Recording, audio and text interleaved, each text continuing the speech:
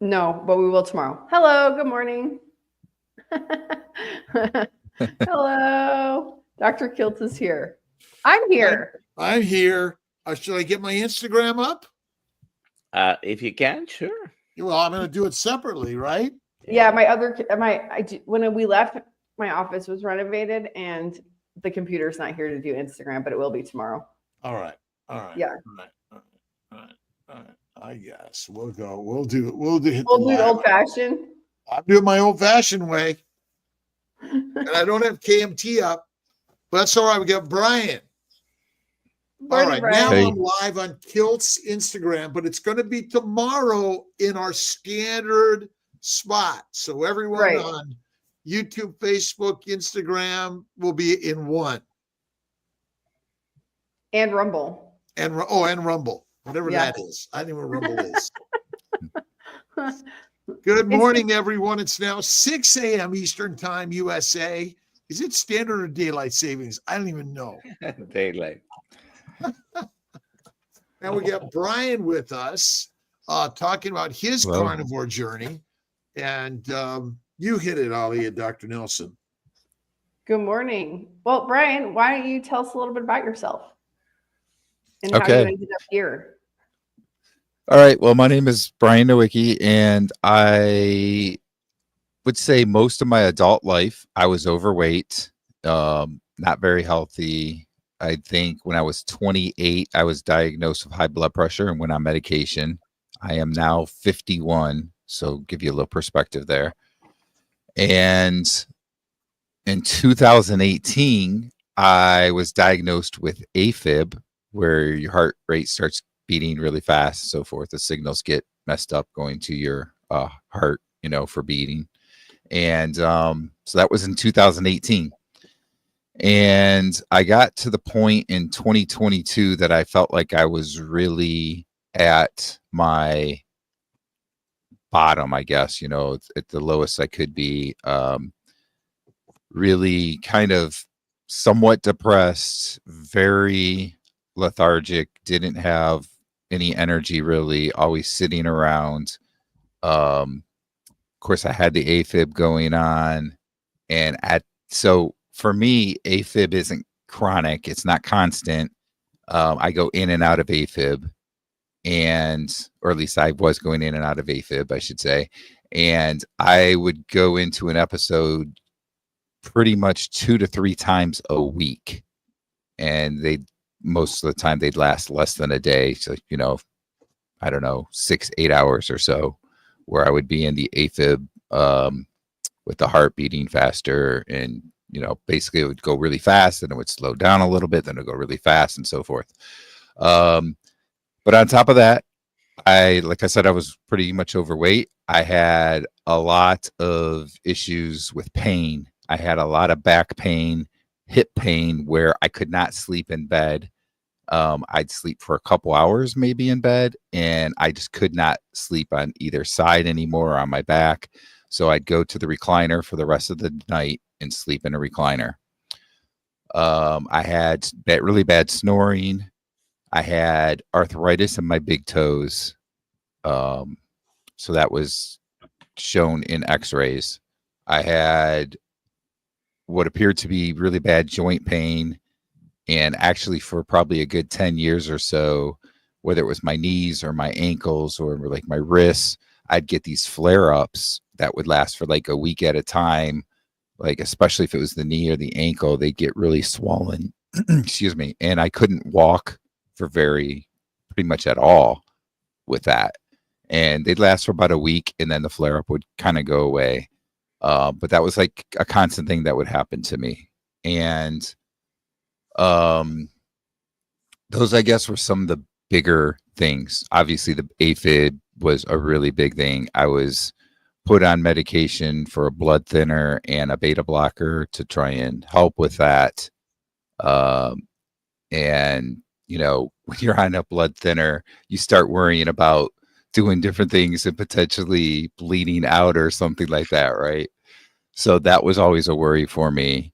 And it was just, I was at a point that I could pretty much put myself into AFib by just trying to work out with some weights or something. Like it would just cause me to go into AFib. So I knew I needed to do something about it. And this was in the spring of 2022. And I had heard about keto a little bit, and people doing low carb, and it was working for them. So I said that I would give that a try, and I found Dr. Barry's videos, and I started doing that. I started doing low carb. I don't know that I was fully keto, but I was at least low carb, and continued watching some of his videos, and then started seeing some other people's videos, and was hearing about carnivore. And I was thinking, this kind of sounds like this is the right thing for me, but I was hesitant to do it just because of what we're always told. I thought low carb was already one thing that was a little crazy, but then the whole carnivore thing and completely cutting everything out. It's funny because probably for about 10 years, every morning I would have what was a protein shake that had a lot of baby spinach in it. And I think that was probably, now in hindsight, was probably what was causing my joint pain with the oxalates, right? Right. But back then I didn't know any better, so I didn't know what that was. So anyway, I eventually, after doing a lot of research, said, you know what, I'm not worried about what mainstream media tells you. I'm going to go ahead and do the carnivore diet. And I started that on July 1st of 2022. At that time, I had lost a little bit of weight with keto, but it didn't really help any symptoms. I was still having at least 2 to 3 episodes a week of AFib. Still had trouble sleeping at night, snoring, all that kind of stuff. So it's now July 1st, 2022. And within the first few weeks, I was able to sleep in bed all night. I still felt a little sore, but I was able to sleep all night, which was something I hadn't been able to do in quite a while. And noticed that I just wasn't feeling the pain in my body, and I was starting to get a little bit of energy and so forth. And probably within about 3 weeks of starting, I realized just out of nowhere that I wasn't having AFib episodes anymore. They just went away. And I did see a video, I believe it was from Dr. Barry, that talked about AFib and how with low carb or the carnivore diet, you could reverse the symptoms. But I didn't think it would be so quick, that seemed like that was really, really quick to me. So I was still worried about it, but I said, okay. Within 3 months, I had lost 60 pounds, and there was no more snoring. My wife told me I didn't snore anymore. I had no more back pain at that point. I had gone 3 months without a AFib episode. I had gone 3 months without any kind of swelling in my joints, which was the longest time that I had gone without something like that happening in years. There were just so many different things really quickly that seemed to improve. And I just kept going with it. Within the first year, I had lost 80 pounds. So I lost, like another 20 pounds over the next 8-9 months or so. And when I went back to see my cardiologist, he was shocked, didn't understand how I could possibly stop having AFib episodes just from what I was eating and losing some weight. He had originally told me back in 2018 that there was no way really to get rid of it, that I would, it would gradually get worse, basically, and that the only thing that could possibly help was having an ablation done where they burn out the parts of your heart that the signals are getting messed up at, which sounded really, really crazy and scary to me. I'm glad I never went that route. But so, he kind of asked what I was doing, and I explained the diet a little bit, and he didn't sound really great about it, but he's like, I can't complain with the results, so keep going with it, which I thought was really cool. My family doctor did not feel the same way. He basically told me I was going to have a heart attack and I needed to stop it. So I found a different doctor and kind of ran into the same issues. So right now I'm looking for a new doctor again, for a family doctor. But anyway, so let's see. So when I got to 2 years on the carnivore diet, which would have been in 2024, that fall, went back to the cardiologist again, and I had been seeing him like every 6 months. He felt pretty confident that I was no longer at risk for stroke and so forth. So I was taken off of the blood thinner and the beta blocker, and had me wear a heart monitor for 30 days, make sure that nothing was happening, that I wasn't going into it without noticing, that kind of thing. Had a stress test done that went really well. So different things there. And now he wants me to come back in like a year just to check things out again. But he feels really good about where I'm at. And let's see, at this point, I'm like less than 2 months from 3 years on the carnivore diet and been almost 3 years without an episode, which is incredible to me. Yeah, it's incredible because, I mean, I was having 2 to 3 episodes a week, and it's been almost 3 years now and no episodes at all. And it's probably incredible to your cardiologist as well, because yes, it is. And Dr. I don't know Nelson? if your cardiologist will ever give the advice to other people to do something like that, but go ahead, Dr. Gill. Yeah, probably not, but at least he let me continue. You know, he was like, keep doing what you're doing. It seems to be working. I don't understand why, but it's working. You know. So are you surprised, Dr. Nelson? It sounds like your cardiologist surprised. But Dr. Nelson, are we surprised by his story? No. I mean, we keep hearing these stories. And of course, we were talking yesterday. We'll never have studies to prove this because there is no money in it at the end of the, put everybody on a very low carbohydrate carnivore diet. Oh my God, they're going to die from a heart attack. I'm still waiting for those numbers to start piling up. You've been carnivore for 15 years, Dr. Kiltz. Are they dropping dead right and left from heart attacks? It's not happening. And I'm just wondering, is our science really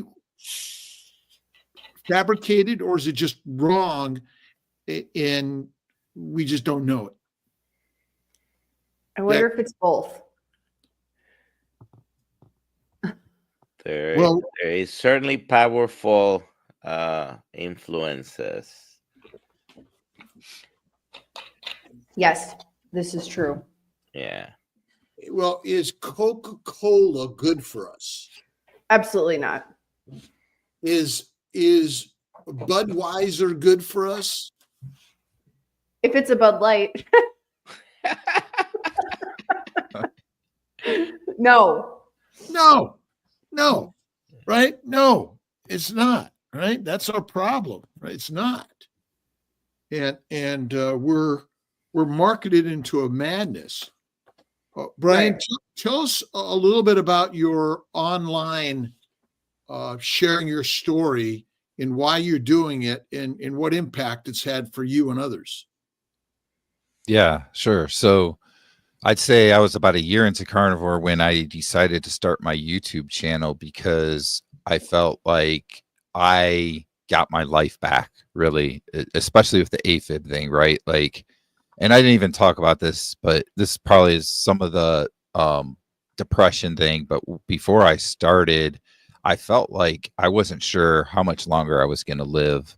You know, I was so inactive in in so much pain all the time and stuff, and had the AFib and high blood pressure and everything, that I just didn't know that I would live very much longer. And kind of my why became that I wanted to, grow old and watch my kids grow up, have kids of their own, get married, that kind of stuff. Be there for grandkids and be there for my wife to grow old with her and so forth. And, I felt like I really wanted to share what I found and help other people that wanted to consider the carnivore diet. So I started my YouTube channel about 2 years ago, and I share my experience. I interview others that are on the carnivore diet or even on low carb. I've interviewed people that are just low carb, and that's really my thing. Is I try and help people to know that they can, do this.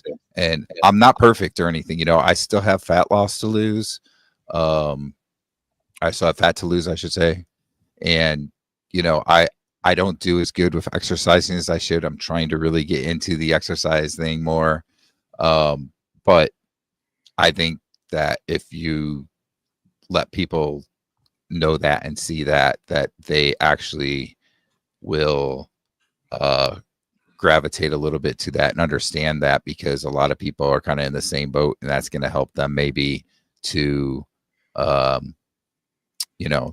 to be able to be motivated and encouraged to do things as well. So I try and share things as much as I can. Do you think that really we should be talking more about high animal fat? And another comment I just want to make is that, in fact, is the fat on our bodies the cause of any disease? I don't know. Not one bit. Zero. What are we eating? We're eating plants and lean meat, right? Nobody's eating fat. And I'm just wondering if truly isn't keto, paleo, carnivore really a high fat diet, not a low carb diet? Yeah, definitely.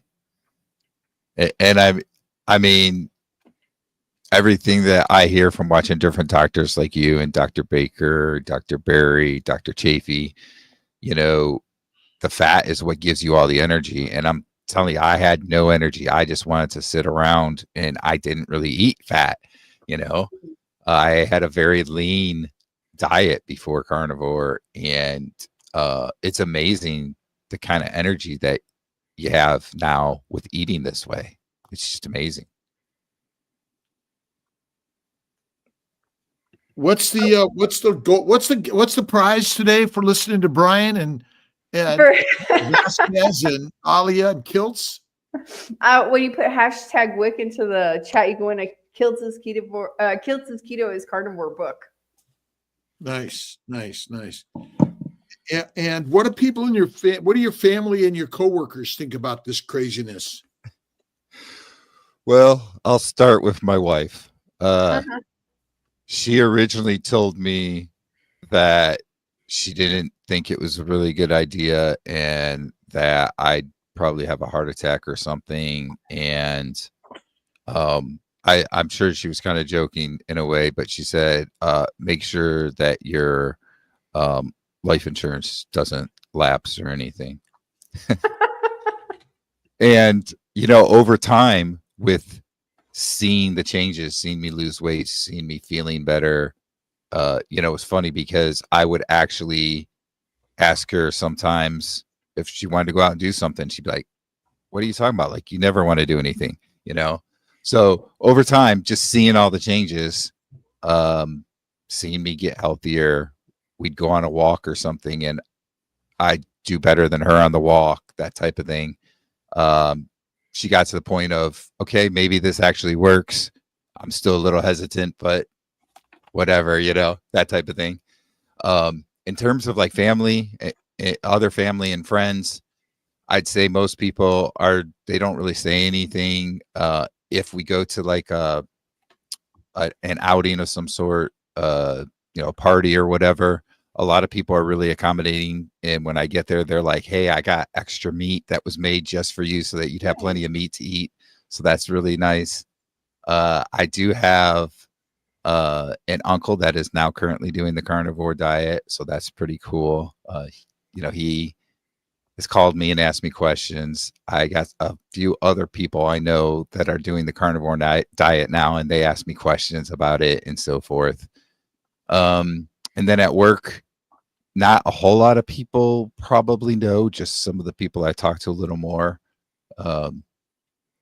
Actually, my boss's boss is a vegetarian, so I try not to speak much about it. 'Cause don't want to get in trouble there, but the people that do know, they don't really say anything bad. Like, I think part of it is just because they've noticed what's happened to me, and I think probably at work, I didn't say anything right away, and then they're like, "Hey, you've lost a lot of weight, and you look really good. Like, what are you doing?" And then I say, "Well, I know it kind of sounds a little crazy, but I've been doing what's called the carnivore diet, and I just eat meat. I mean, typically it's beef and eggs, and that's it." So Simple. yeah.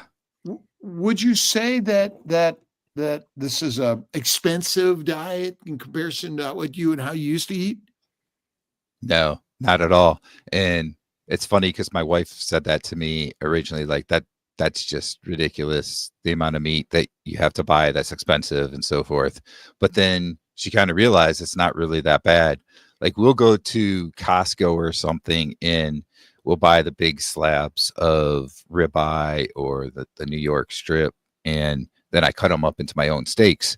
And she'll be like, "Yeah, it's a huge like price that we pay at once, but then we won't, you don't go to the store again for like a month to get anything."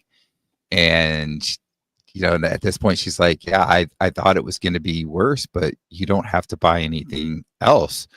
And she still eats a regular diet. I will say that I haven't tried to push her, and she just doesn't want to go to it. So she's going to the store all the time. She's getting all those things for the pantry and stuff, and she's spending a little bit here and there. And sometimes I'll be like, "Yeah, you just spent like $50 out of nowhere for just a little bit of food." That adds up. And she's like, I know. It actually seems like your diet is cheaper than mine. So that's a fallacy to people, that it's so expensive because they just see the price of steak and so forth. And they're like, "Yeah, that's expensive." But I eat basically once a day, that's it. And so eating, go ahead, doctor. We don't think very often about, when I wasn't eating this way and other people, all the snacking and the stopping at the coffee store and getting, whether it's a $3 or a $7, fancy coffee, or $10 some places, Right. for all the extra things. And you don't count that as, and then buying a bunch of, even if you're trying to eat healthy, The health food is expensive. well, you're buying a bunch of stuff that sometimes go bad in the refrigerator, and then all the snacks and the yogurt and the, we spend more money really when you calculate it that way with the standard American diet. Even if you're trying to avoid ultra processed foods, if you're not avoiding ultra processed foods and you also buy the bags of Doritos, and I mean, they're very expensive when you compare. You're buying 2 ounces at a time, 3 ounces or 5 ounces of this stuff. When you calculate it per pound, you're paying astronomical prices for it. And you know what else people don't really think about is all the vitamins that they buy. Mhm. My wife, vitamin C, vitamin D, iron supplement, all these different things. I don't need any of that. Like in the wintertime, I'll take a little vitamin D because I don't get out in the sun that much. That's it. I don't take any other vitamins. I don't need to because it's all in the meat.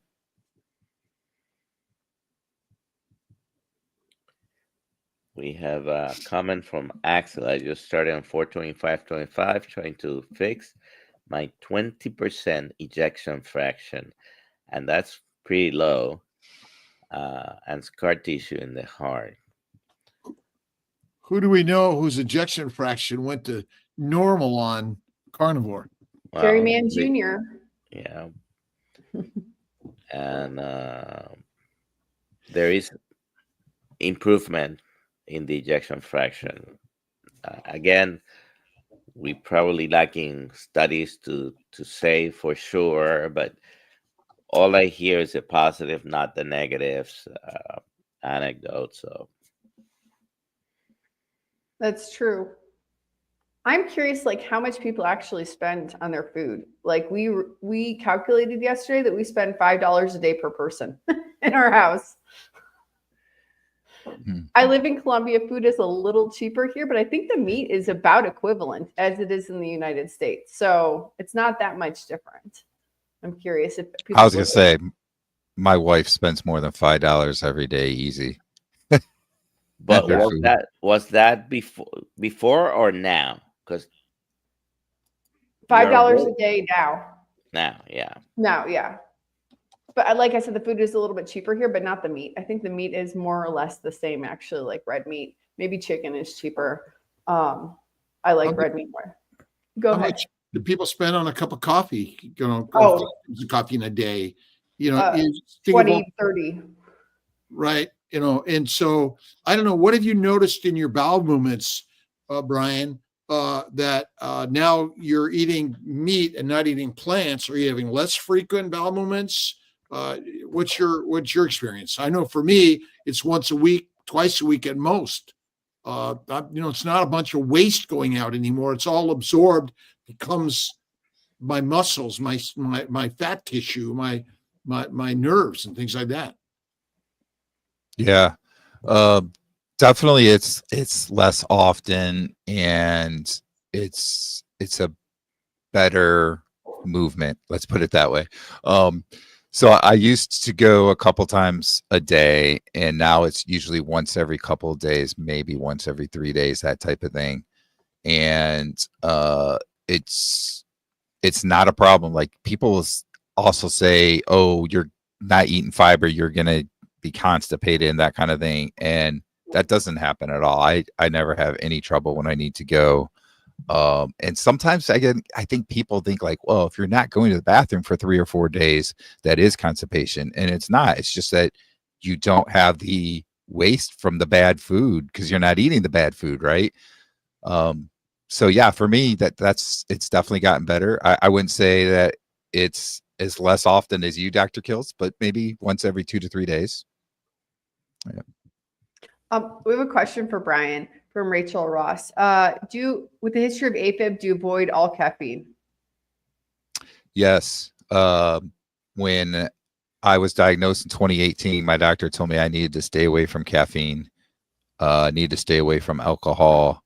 When I was younger, I used to drink a lot of alcohol, actually. And he told me that was probably a contributor. So caffeine and alcohol were the two big ones. Funny, he didn't say anything like stay away, go to low carb, try and stay away from eating so many carbs or anything like that. But he did know to say caffeine, alcohol are bad things. And I never was a coffee drinker anyway, but I would drink soda and that had caffeine in it and, different things like that.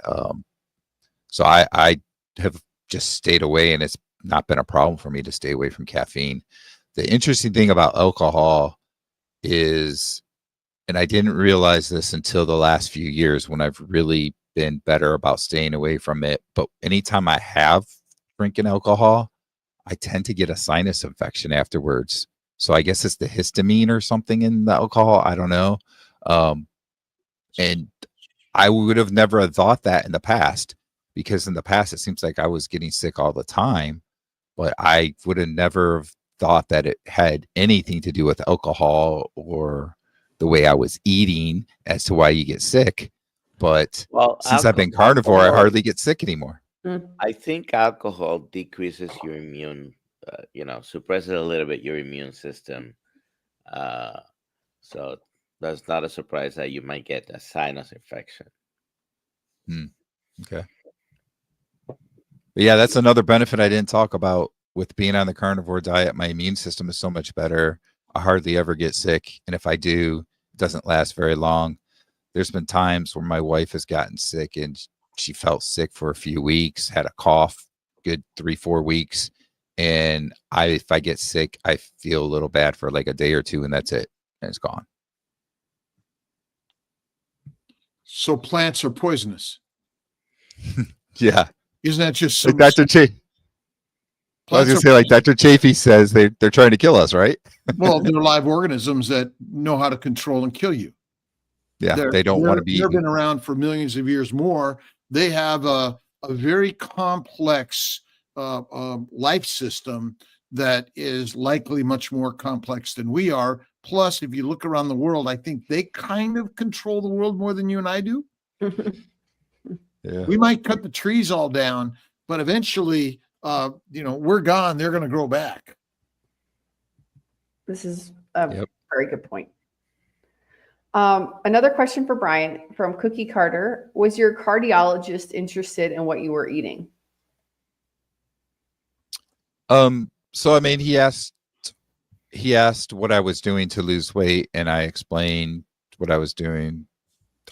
I even said that I was full carnivore. Again, he didn't necessarily agree with it, but he was like, "Hey, it's working for you. Keep doing it." I'll say my family physician was really against it, and he ended up. Well, the first one I got rid of, and then he left the practice. So I got a different doctor that I saw once, like 9-10 months ago, and then I just saw again, like a couple weeks ago, right? And my lipid panel has typically over the last 3 years been not what you would necessarily expect. The triglycerides were going down, the HDL was going up, but the LDL never really changed in my first couple of years. It pretty much stayed the same as where it was before. But this last time it went up a little bit. It's like 278, I think, or something like that. And he wanted me to go on a statin, and I said no. So why do you go to the doctor? Well, I still have a blood pressure medication that I take. It has been lowered, but I still am taking that medication. And, I've talked about this before. I'm not sure what'll happen if I fully go off of it. It's a fairly low dose, but I feel like my blood pressure isn't where most carnivores will say their blood pressure is. It's still slightly a little bit elevated. So I'm a little worried about going off that medication. So that's been one of my biggest reasons for going to the doctor at this point. Which has given you advice to heal you over the years. No, just put me on medication, really. Right. So you still insist on going to a doctor that gave you incorrect advice for years, thinking they're going to give you the correct advice. I'm just saying it very sort of like for all of us, because we're still sort of holding on, because ultimately, where are you getting most of your advice today anyway? From watching doctors like you and Dr. Berry and Dr. Baker. Or stories like yourself that did something despite the standard medical community, like myself and Dr. Nelson have been practicing in for years. And I still practice standard medicine. Giving all these offerings, but it is so. Where do you take your blood pressure, and where do you measure it, and when do you measure it, and how do you measure it? So I have learned over time from watching doctors that I need to make sure that I am rested, right? That I've been sitting for a good 15, 20 minutes before I take it. And I typically take it a few different times throughout the day because it can change, fluctuate depending on what's going on. I try not to take it right after eating because I notice that definitely will raise your blood pressure, that type of thing. So yeah, there's definitely a difference if you try and take your blood pressure right away. And that's what happens in the doctor's office. You go in, they weigh you and they take your blood pressure right away, right after walking.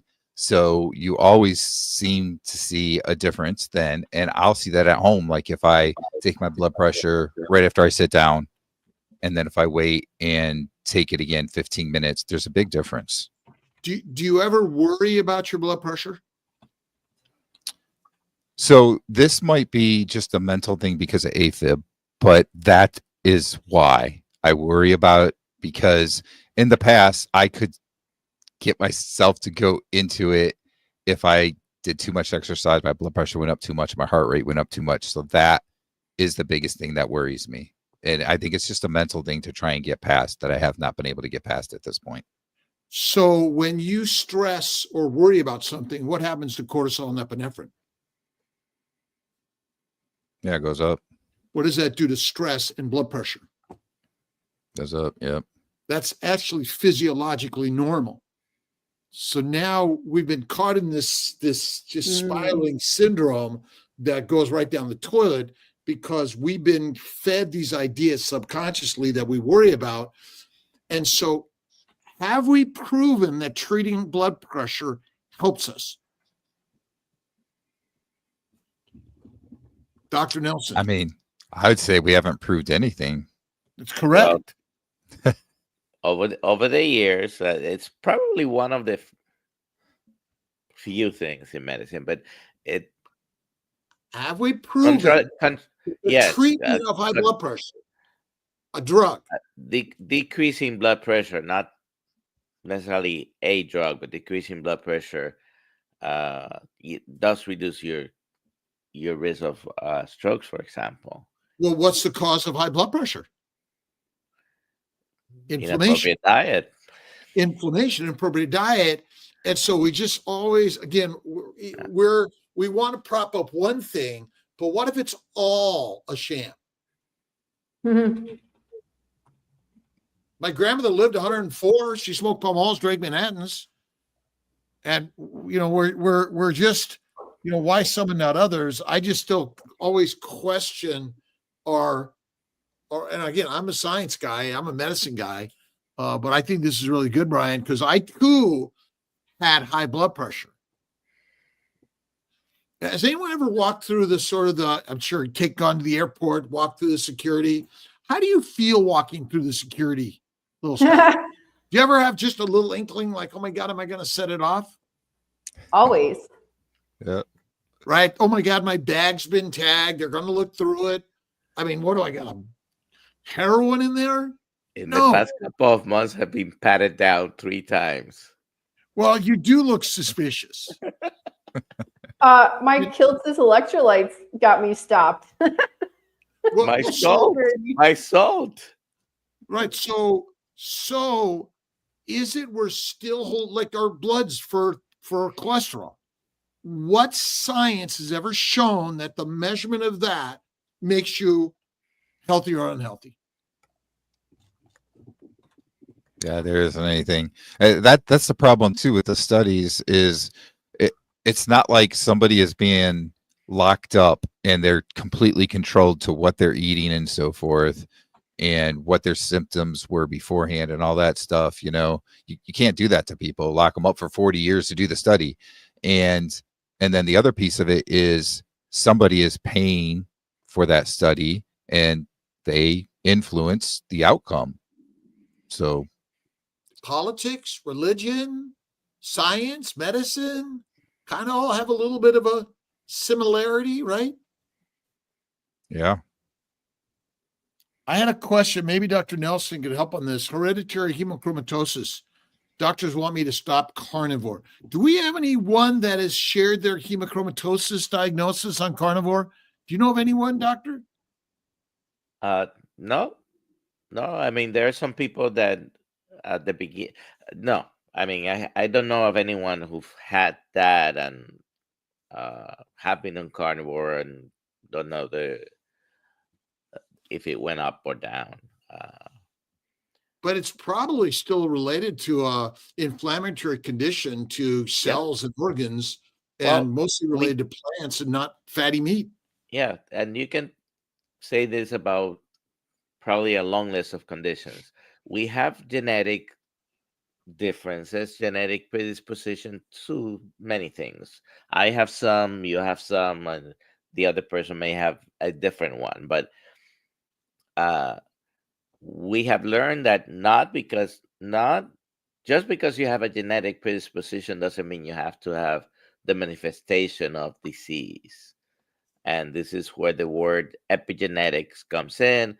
This is something we've known for probably 80 years, but only in the last, I don't know, 10 years, maybe 20 years, I've been hearing this more often. And we are able to influence whatever coded predisposition we have.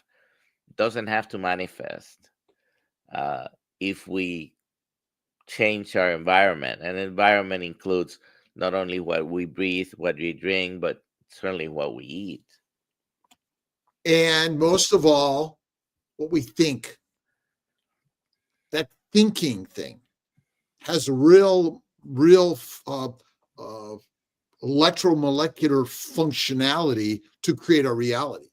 And so our brain can think good or bad, and our body physiology responds to that. Mm-hmm.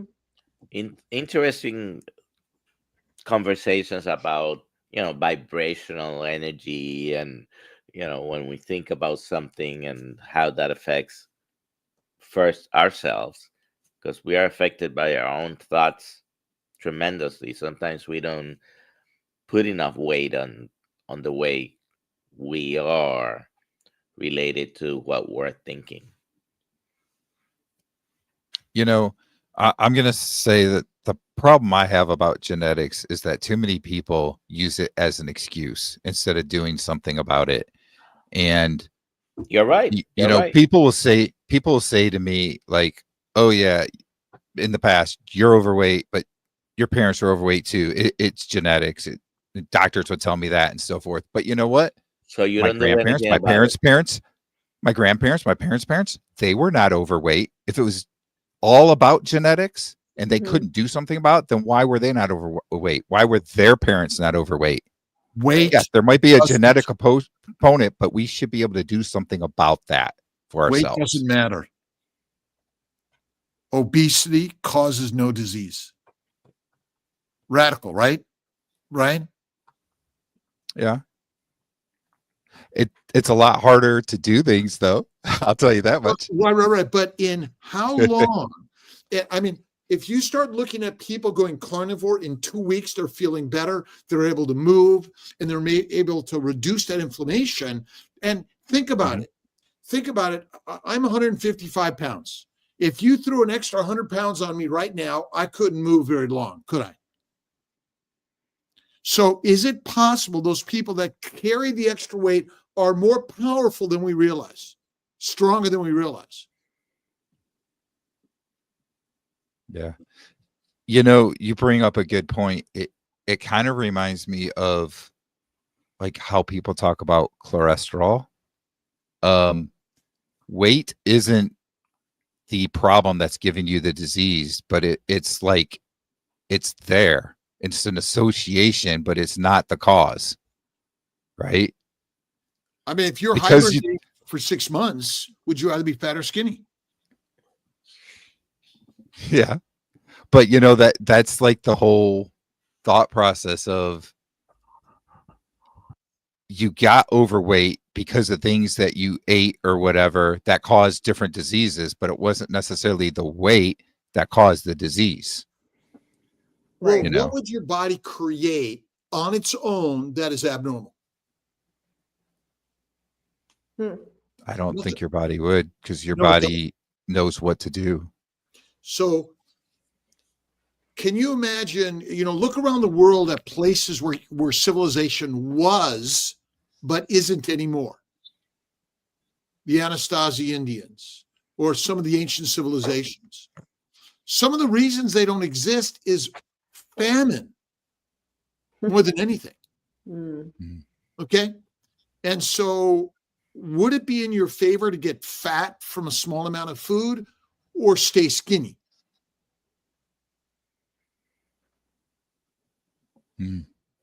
Dr. Kiltz, who gets pregnant easier, the bigger girls or the skinnier girls? Those that have the fat on them. But what happens is the more plants we eat, the more toxins. And remember, the birth control pill comes from plants. Right. And so both for men and women, reproduction is highly damaged second to a plant protein, low animal fat diet.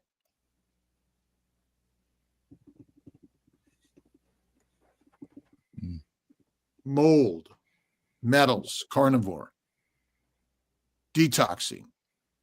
Any thoughts on detoxing, Brian or Dr. Nelson? I've never done anything really to detox. I just eat what I should eat now. Well, Dr. Nelson, maybe you could talk about one of the best ways to detox. Stop eating plants. Well, what about fasting? Is fasting a valuable tool for healing? Definitely. And I mean, there's a lot of people that talk about liver health and when something is going wrong with the liver, and they talk about supplements and taking this and that. I think the absolute best way, what's going to take you the 90%, the 95% there, is just stop what's causing the inflammation. If you stop the carbohydrates, basically, plants and plants basically comes, they come from mostly plants. Your liver is going to respond positively to withdrawing what's insulting it.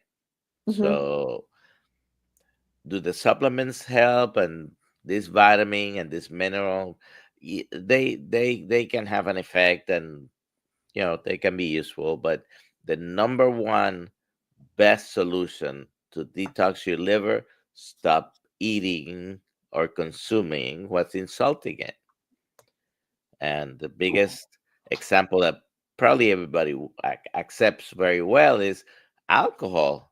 It's a poison to the liver. We all know it, right? If you stop it, that'll improve your liver function. But then we don't think about the plants the way, I mean, we're preaching to the choir here, most people, but a lot of people, it's difficult for them to accept. There's a question here that I would like to ask, but I want to do a couple public service announcements. We have Dr. Nelson who does coaching. And if you are interested in coaching with Dr. Nelson, there is a link in the chat, but also in the show notes where you can sign up for that. This weekend is the Toronto meetup. You're going, Dr. Kiltz, correct? Yes. Toronto I will be meetup. there, Healing Humanity with Carrie. I think Awesome. Adam's going to be there, but I'll be there Saturday. I might be there Friday night. I got to see what the schedules look like.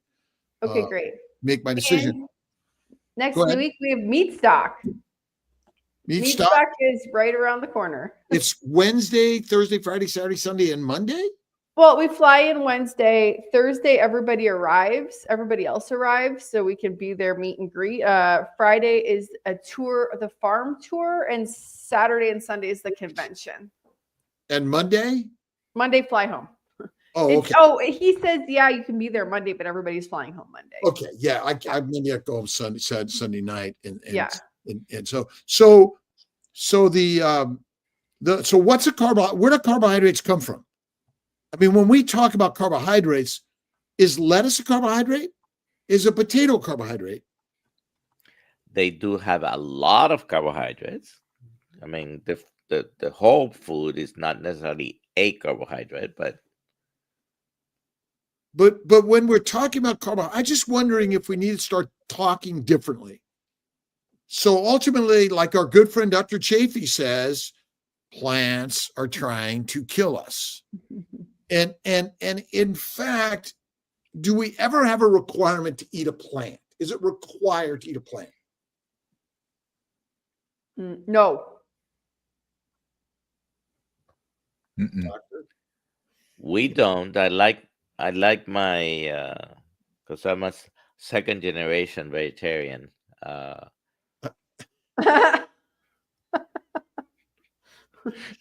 like I like my ruminant animals to consume lots of plants.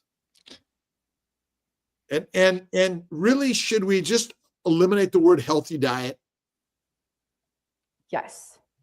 Just use the word PHD, proper human diet, or species specific diet, as Dr. Chafee likes to use. And ultimately, Dr. Nelson, what's your favorite vegetarian, you said? My favorite vegetarian, they are cows. Or are they really vegans? Are they vegans or vegetarians? Well, I'm sure they eat some insects in between the pasture that they'll eat them. If you feed them on purpose meat, they'll eat it. They'll probably die as well, but because their proper diet is green pastures.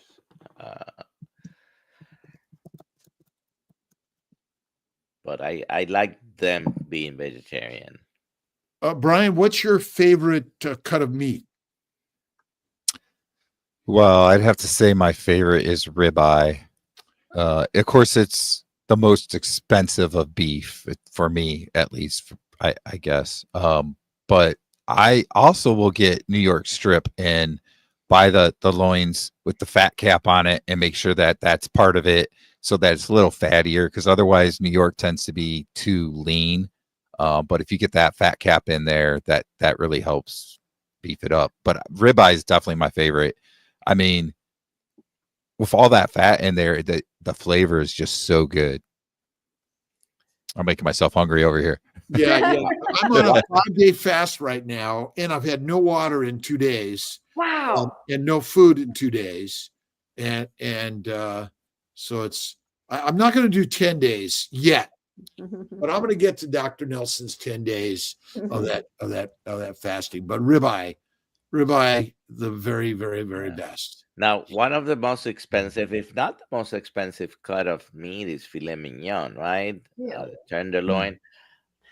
But it has never been my favorite to eat. So Yeah, me either. I never really eat it. It's too lean. Butter. And there are some Wagyu fillets out there. I've had them. And it's like you slice up that cold salted butter, slip it underneath the fillet. It's black and blue, melts it nice. And so it's that alternative. So yummy. Yeah. Joy has a question about autophagy. If someone is underweight, what is an alternative way to prompt autophagy besides fasting? So autophagy is happening all the time. We do increase it. Fasting is one of the methods. But it's happening all the time. Your red blood cells live, up to 120 days, and they die. That's always happening. Your body's cleaning up after producing garbage when the cells are destroyed, and so having the proper diet does a lot for autophagy. We don't need to eat. There are some studies that show that people nowadays are eating 15 to 16 times a day, because you have to count every time you're putting something in your mouth, you're eating. And there's no need to be eating 15, 16 times a day. And you go to the workplace and you have people who always have some snacks on their desk, and little cracker here, little cookie there, you know. And when they counted, yes, 15, 16 times a day. We don't need to eat 15 times a day. You eat when you're hungry, fill up, just like when you go to the gas station. You don't put more gas in the car after the gas tank is full. You don't stop Right. every gas station, do you? And No. most people have a threshold, right? A lot of people say, well, once my tank goes below half, I'll put some gas. So a lot of people wait until they're empty to put some gas, whatever way you do it. But we don't need to eat 15 times a day, and we don't need to eat 6 times a day either. This advice of eating and always have a snack in between has never sit well with me, even before I knew about low carb diets. Why do you tell a diabetic to be eating all the time? Oh, you Mhm. gotta have your snacks and have a 9 p.m. snack. To sell more insulin. Good point. Brian, are you going to be any of the meetups coming up in the next months? No, that's something I've never done. Come to Boston.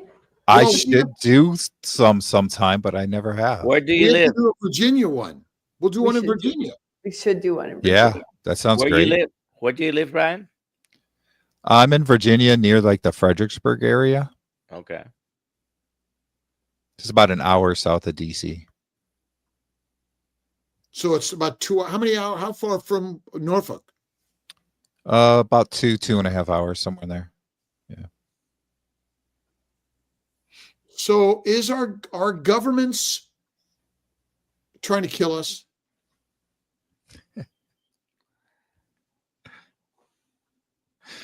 Boy, that's a loaded question. Well, I just Googled healthy diet, which obviously base your meals on high fiber, starchy carbohydrates. Eat lots of fruit and veggies. Eat more fish. Cut down on saturated fat and sugars. Eat less salt. Get active and be healthy weight. Do not get thirsty, and do not skip breakfast. And of course, those are all adventures of the consortium of making money for the masters and misery for the masses. Mhm. Well, that's the issue, right? Like, money is involved. Most of those decisions are being made because people are getting paid and they want that money. And I don't know that it's necessarily that they want to kill people, but they don't care. They want their money. And if your health suffers, that's not their problem. That's the way I look at it. And it's up to us to do the research and find out what is appropriate for us. Right. And do the experimentation. Yeah. Right? It's a work in the doing part of it and learning. But are you finding you're running to more carnivores today, or you're finding more people that are open to it? I think so. Yeah. I think that having RFK Jr. in the position he's in, I think that is helping as well. But when doctors like you and Dr. Baker and Dr. Berry get on like Joe Rogan's podcast or something like that, that's a huge thing, because there's so many people that watch Joe Rogan or somebody else that's really big like that, right? Gets on TV, gets on MSNBC or something. That is huge, because it could be a small subset. It could be 1% of people that watch that say, maybe I should look at the carnivore diet. And that's still a really big number. It's a small number of the entire population, but that's still a really big number. And that's that grassroots effort that keeps building and keeps building. And that's what we're going to need to do, because the mainstream media and the government is not going to change. Their pocket is involved. They're not going to change. The way we change things is through our grassroots effort that we're doing. Yeah, individual, it's in our own hands. Is the government essentially controlled by big business, big money? 100%. Yep. I don't know. They didn't invite me to one of the gala political organizing unless I pay Ola. Yeah. Right. I think Dr. Nelson needs to go on Joe Rogan, actually. He should. And we got to get so really excited about our carnivore course certification. But we're also going to include keto in that. We've got so much happening, our meetups, Healing Humanity, and all working together. And I think Dr. Nelson's is really, and Alia really helped me out by adding more to what we're doing and actually even throwing in some carnivore conversation interviews. Love to do more of those. Brian, have we done one yet? No. Mm-mm. Is it scheduled yet? It will be today. Yeah, let's get scheduled. I mean, obviously, this is real important for more of us to talk about. And proper human diet, species-specific diet, is you got to add fat. Raw fatty meat is the best thing to eat. Even if you're eating some plants, eat less frequently, cook the plants well. Rare to raw meat is the best, and the fattier, the better. There you go. It's an hour. That hour flew by. We can do 24/7, 365. It's be continuous live, and we all just switch off. We got 10 more people to be on this, right? Only Mary Ryan. This is good. And that's what Brian, Dr. Nelson, and Alia are all sharing is this is the way to control your healthcare. You're in charge, right? What are the blood tests you actually need? Have we proven any of them? I don't know. I was even trying to I haven't been on medication in a very long time, and it's great to be off medication. I was even trying to convince Dr. Nelson to get me some medication for my thyroid, and he wouldn't give it to me.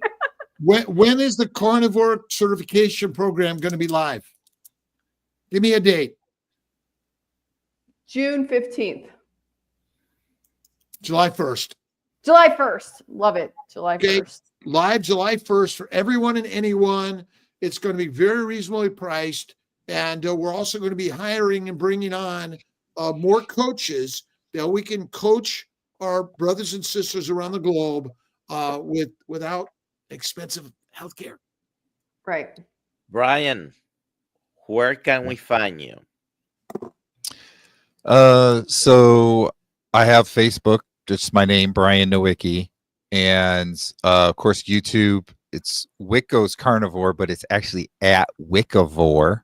That was kind of my little play on carnivore and Wick. So that's WICKIVORE. Why Wick? What's that? Wick? At Wickivore, WICKIVORE. And what's the Wick? It's funny.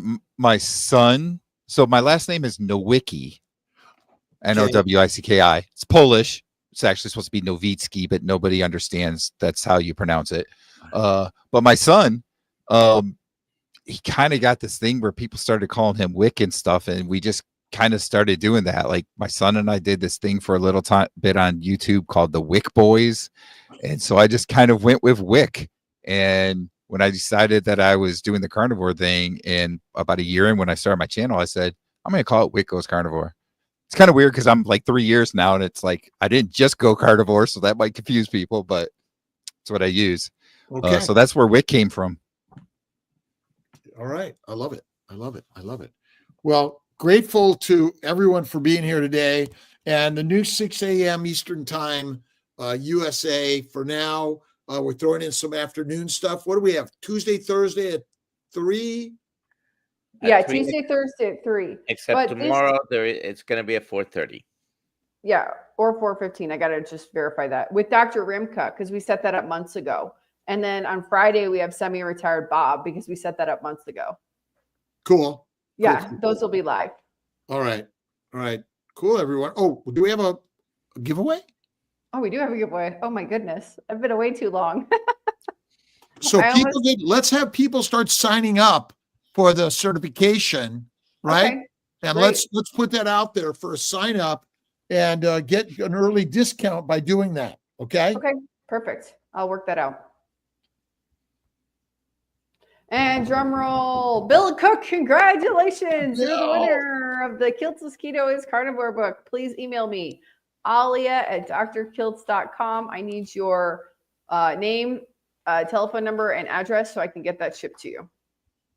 Thank you so much for playing the game. There we go. Who do we have tomorrow morning? We have tomorrow morning Karen Anderson, a fellow carnivore and lawyer from Chicago. Oh, nice. Yeah. So she'll share her story. And she has a YouTube channel as well. We've got the whole month full. We've got every morning full through all of May and actually almost all of June. So there you go.